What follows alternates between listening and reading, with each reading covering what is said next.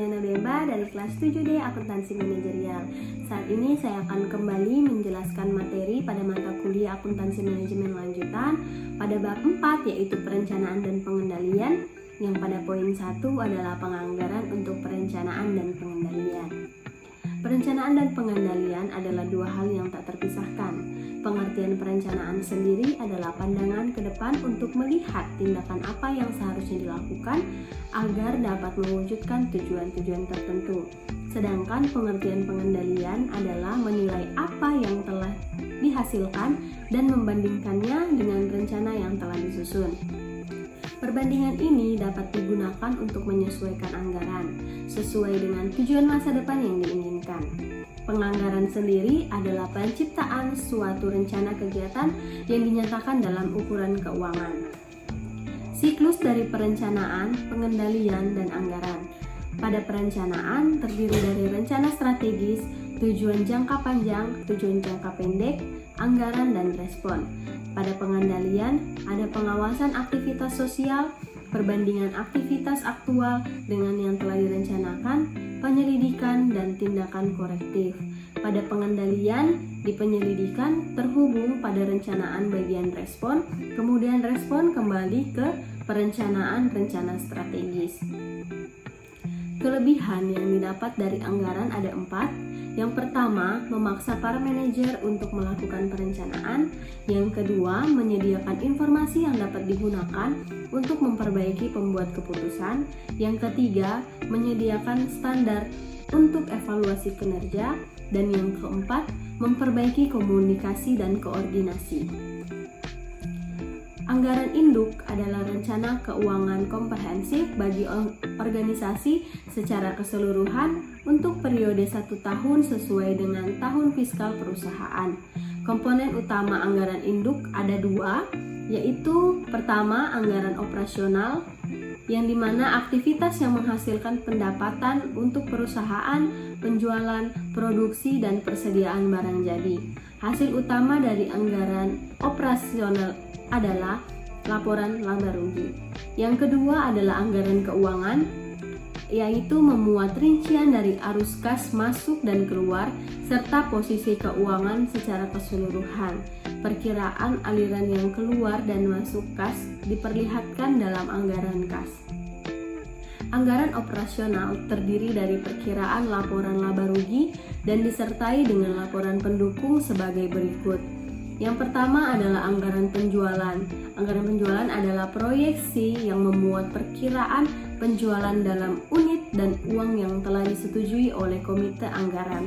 Yang kedua adalah anggaran produksi, yaitu menjelaskan berapa banyaknya unit harus diproduksi untuk memenuhi kebutuhan penjualan dan memenuhi kebutuhan persediaan akhir. Yang ketiga adalah anggaran bahan baku langsung, yaitu anggaran pembelian dan bergantung pada penggunaan bahan dalam produksi serta kebutuhan persediaan bahan baku yang dibutuhkan. Rumusnya adalah pembelian sama dengan bahan langsung untuk produksi ditambah persediaan akhir bahan langsung yang diinginkan dan dikurang persediaan awal bahan langsung.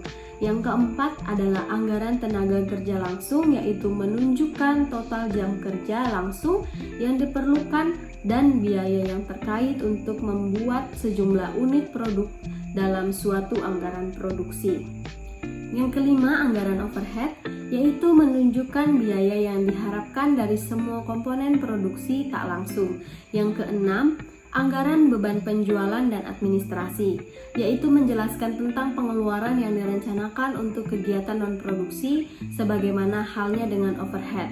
Beban penjualan dan administrasi dibagi menjadi komponen tetap dan variabel.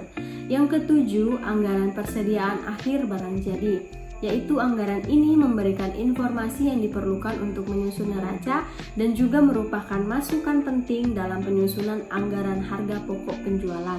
Dan yang kedelapan adalah anggaran harga pokok penjualan, yaitu merupakan harga yang diharapkan untuk barang yang dijual. Laporan ini terakhir sebelum membuat laporan laba rugi. Pembuatan anggaran keuangan ada 3, yaitu anggaran kas, anggaran neraca, dan anggaran pengeluaran modal. Penggunaan anggaran untuk evaluasi kinerja. Anggaran merupakan alat pengendalian suatu pengusaha yang bermanfaat untuk keperluan suatu perusahaan. Perlu diperhatikan dua hal penting, yaitu menentukan bagaimana jumlah yang dianggarkan serta membandingkan dengan hasil yang aktual dan mempertimbangkan dampak pada anggaran itu terhadap manusia. Anggaran statis. Anggaran yang dibuat berdasarkan tingkat aktivitas yang sudah ditentukan karena anggaran statis tergantung pada tingkat aktivitas tertentu. Anggaran ini tidak begitu berguna bila digunakan untuk menyusun laporan kinerja. Untuk membuat laporan kinerja yang lebih berguna, biaya aktual dan biaya yang diharapkan harus dibandingkan pada tingkat aktivitas yang sama. Anggaran fleksibel yaitu anggaran yang menjadikan perusahaan memiliki kemampuan untuk menghitung biaya yang diharapkan selama rentan aktivitas. 3 kegunaan utama anggaran fleksibel yaitu: pertama, dapat digunakan untuk menyusun anggaran sebelum adanya tingkat aktivitas yang diharapkan. Yang kedua, dapat digunakan untuk menghitung berapa biaya yang harus dikeluarkan pada tingkat aktivitas tertentu aktual. Dan yang ketiga, dapat membantu para manajer menghadapi ketidakpastian dengan melihat hasil yang diharapkan pada berbagai tingkat aktivitas. Dimensi perilaku dari penganggaran ada 2, yaitu pertama, perilaku positif terjadi bila tujuan dari setiap manajer sesuai dengan tujuan organisasi, dan yang kedua, perilaku disfungsional merupakan perilaku individu yang memiliki konflik dasar dari tujuan organisasi.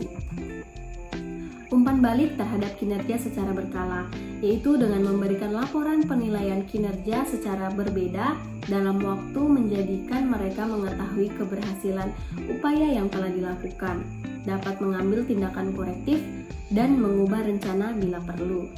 Insentif moneter dan non-moneter, yaitu hal yang digunakan perusahaan untuk mempengaruhi para manajer agar menyerahkan kemampuan terbaiknya untuk mencapai tujuan organisasi. Insentif ini dapat bersifat negatif maupun positif. Insentif negatif menggunakan ancaman hukuman untuk memotivasi, sedangkan insentif positif menggunakan hadiah. Penganggaran partisipatif. Penekanan dilakukan pada pemenuhan tujuan secara umum, bukan pada setiap anggota. Penganggaran partisipatif memiliki 3 masalah, yaitu yang pertama, penetapan standar yang dapat terlalu tinggi ataupun terlalu rendah. Yang kedua, memasukkan slack dalam anggaran atau mengamankan anggaran.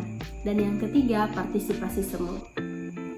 Jenis-jenis anggaran lainnya adalah anggaran untuk perusahaan jasa dan dagang, yaitu pada perusahaan jasa yang mencari laba.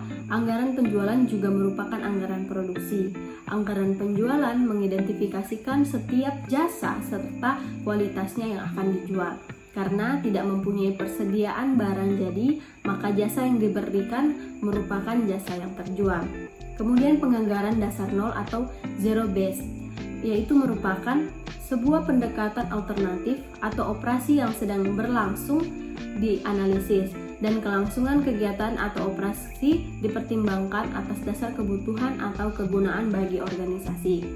Beban untuk membuktikan kegunaan pengeluaran uang diberikan kepada setiap manajer. Setiap subunit dalam setiap perusahaan memulai dari awal dan menyusun berbagai anggaran untuk setiap paket keputusan yang sedang dipertimbangkan. Sekian dari saya, kurang lebihnya saya mohon maaf. Terima kasih.